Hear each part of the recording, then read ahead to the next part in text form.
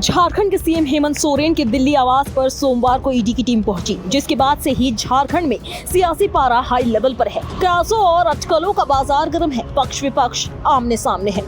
प्रारंभिक काल से जब से ईडी इस पर कार्रवाई इस क्रम में की है, मैं समझता हूँ कि अब 1 दर्जन होने चला है बार की लोग बुलाने के लिए, बात करने के लिए लोग खोज रहे हैं।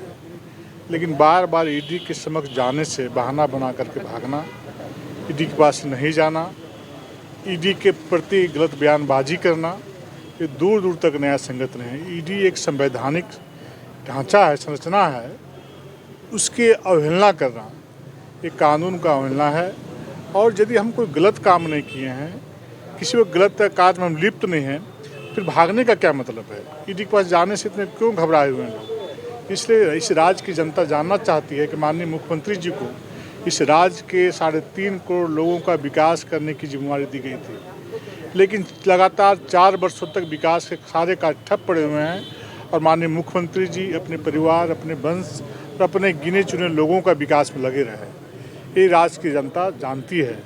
और ईडी तो 2014 से पहले भी, जब कांग्रेस की सरकार थी, जब घपले और घोटाले बड़े पैमाने पर इस देश में हो रहे थे, उस समय भी कार्रवाई कर रही थी। और आज भी वो ईडी है, जब भारतीय जनता पार्टी के नेतृत्व में केंद्र में सरकार चल रही है, तो जो गलत काम कर रहे हैं उस पर कार्रवाई करने का काम करती है। चाहे वो कितनों ही बड़ा आदमी क्यों ना हो, कितनों ही बड़ा पद व्यक्ति क्यों ना हो, वो निष्पक्ष रूप से कार्रवाई करती है। इसलिए ईडी के पास जा करके अपनी बातों को माननीय मुख्यमंत्री जी को, उनके पिता आदरणीय शिबू सोरेन जी को रखनी चाहिए। देखिए, सीएम को होटवार पहुंचाना भारतीय जनता पार्टी का काम नहीं है। ये संविधान का काम है, ये कानून का काम है, ये नियम का काम है। और कहीं ना कहीं यदि संलिप्तता होगी, कोई भी घोटाले में, घपले में, भूमि माफियाओं के साथ उनकी संलिप्तता होगी, दारू माफियाओं के साथ उनकी संलिप्तता होगी, तो कहीं ना कहीं वो स्वतः जो है वो होटवार पहुंचेंगे। इसमें किसी के बयान देने की जरूरत नहीं है। कानून अपना काम कर रहे हैं, ईडी अपना काम कर रही है। और ईडी क्योंकि एक संवैधानिक संस्था है, तो उसके समन्स का जवाब अगर हेमंत सोरेन नहीं देंगे तो यही माना जाएगा कि उनके पास छुपाने के लिए कोई बातें हैं। और जब कोई व्यक्ति कुछ छुपाता है तो इसका मतलब साफ स्पष्ट है कि कहीं ना कहीं उसकी संलिप्तता है। तो इसको किसी पार्टी विशेष से जोड़कर नहीं देखना चाहिए। संविधान जो बना है, संविधान ने जो ताकतें दी हैं ईडी को, उसका ईडी प्रयोग कर रही है, उसमें किसी पार्टी की संलिप्तता नहीं। बीजेपी ऑफिस के बाहर पुलिस की तैनाती बढ़ा दी गई है। आपको भी पता है कि जेएसएससी की कल पेपर लीक हुई। देखिए, हम संघर्षों के पथ पे आगे बढ़ रहे हैं और स्वाभाविक तौर पे असत्य पर सत्य की जीत होती है और आज भी सत्य की जीत होगी। ईडी लाख प्रयास कर ले, हमें डिगा नहीं सकती है, क्योंकि लोकतंत्र और संविधान दोनों को बचाने का संकल्प इंडिया गठबंधन के तमाम घटक दल के लोगों ने लिया है। तो हमारा संकल्प यही है कि कैसे हम इस देश से लोकतंत्र को पुनः स्थापित कर सकें, संविधान को बचा सकें। जिस प्रकार ईडी को आगे करके बार बार लगातार एक विकासशील सरकार को अस्थिर करने का प्रयास झारखंड में किया जा रहा है, यह झारखंड की जनता इस बात को बखूबी समझती है और जानती है। और इसका मुकम्मल जवाब 2024 में झारखंड की जनता एक बार फिर से भारतीय जनता पार्टी को देने का काम करेगी। इधर झारखंड के राज्यपाल सीपी राधाकृष्णन ने कहा कि अगर सीएम आज जवाब नहीं दे रहे हैं तो उन्हें कल जवाब देना होगा। एक सच्चे नागरिक के रूप में हमें इसका पालन करना चाहिए। कानून व्यवस्था की स्थिति बहुत अच्छी नहीं है, मैंने इसे कई बार व्यक्त किया है, कार्रवाई की जानी चाहिए। This is a guesswork what you are saying, but ED got its own duty to perform, and I personally feel party should not involved in this type of actions. Party should not be involved.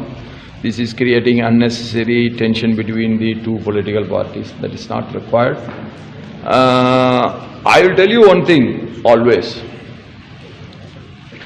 Nobody is above the law.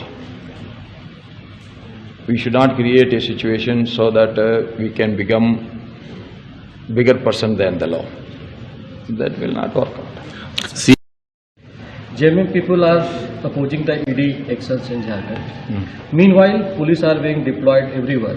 Even gate of the Raj Bhavan, in all the major buildings in Jharkhand. Is the state heading towards president rule? This is a guesswork what you are saying. But ED got its own duty to perform. And I personally feel party should not involved in this type of actions. Party should not be involved. This is creating unnecessary tension between the two political parties. That is not required. I will tell you one thing always. Nobody is above the law. We should not create a situation so that we can become bigger person than the law. That will not. इस बीच प्रशासनिक महकमा alert mode पर है। मुख्यमंत्री हेमंत सोरेन के आवास के बाहर सुरक्षा बढ़ा दी गई है। कांग्रेस ने अपने सभी विधायकों को रांची पहुंचने का निर्देश दिया है। एक तरफ जहां झारखंड मुख्य सचिव CSL ख्यांगटे ने आपात बैठक बुलाई है, वहीं रांची SSP ने सभी थानेदारों को तलब किया है। आपको बता दें कि जमीन घोटाले से जुड़े मनी लॉन्ड्रिंग केस में ED ने हेमंत सोरेन को 10वां समन जारी कर 29 से 31 जनवरी के बीच समय 28 जनवरी तक देने को कहा था, लेकिन सीएम की ओर से कोई जवाब नहीं दिया गया। वे 27 जनवरी की रात को ही दिल्ली निकल गए थे।